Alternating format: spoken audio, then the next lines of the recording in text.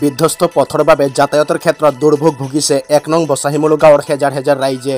ইয়াকে লৈ দেওবাৰে দিনৰ 11:30 ১ নং বছাহিমুলু গাঁৱত স্থানীয় ৰাইজে ক্ষোভ প্ৰকাশ কৰে। উল্লেখ্য যে ঢেকিয়াজুলি ৰাজচক্ৰ এলেকাৰ ১ নং বছাহিমুলু গাঁৱৰ ৰাইজৰ যাতায়াতৰ অতিকৈ গুৰুত্বপূৰ্ণ পথছোৱা বিগত বহু বছৰৰ পৰা বিধ্বস্ত হৈ আছে।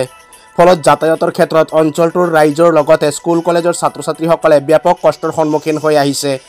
আনকি সময়মতে জৰুৰীকালীন সেৱাৰ বাহনসমূহ উক্ত গাঁওখনলৈ যাব নোৱাৰা পৰিৱেশৰ সৃষ্টি হয়। সমান্তৰালভাৱে সমাগত বাৰিষাক লৈ এতিয়া চিন্তিত হৈ পৰিছে বৃহত্তৰ অঞ্চলটোৰ দুৰ্ভগীয়া ৰাইজ। অঞ্চলটোৰ ভুক্তভোগী ৰাইজৰ অভিযোগ অনুসৰি স্থানীয় বিধায়কক কেইবাবাৰো দাবী জনোৱাৰ পিছতো উক্ত বিধ্বস্ত পথছোৱা নিৰ্মাণৰ কোনো ব্যৱস্থা নহ'ল। আনকি পঞ্চায়ত প্ৰতিনিধিয়ে কেইবাবাৰো গুৰুত্বপূৰ্ণ পথছোৱা নিৰ্মাণৰ আশ্বাস দিছিল যদিও সেয়াও ফুটুকাৰ ফেনত পৰিণত হ'ল। সেয়েহে আজি বিধ্বস্ত পথছোৱা নিৰ্মাণৰ দাবীত ক্ষোভিত হৈ পৰে অঞ্চলটোৰ ভুক্তভোগী ৰাইজ। লগতে বিধ্বস্ত পথছোৱা নিৰ্মাণৰ দাবী উত্থাপন কৰিলে। মানে আমাৰ ১ নম্বৰ বছাচিমুল ৰাস্তাটো এনেও বিয়া আছে।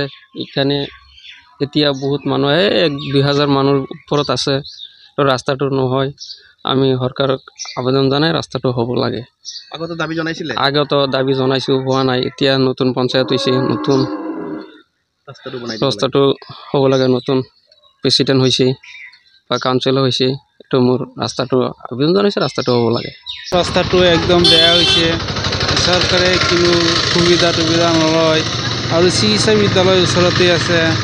এইটোৰ বিষয়ে আমি চৰকাৰক কিবা আবেদন জনাইছিলোঁ, একো কৰা নাই। কিবা ইলেকশ্যন গৈছে, এইটোৰ আগত কৈছে দিব বুলি, এতিয়া দিয়া নাই।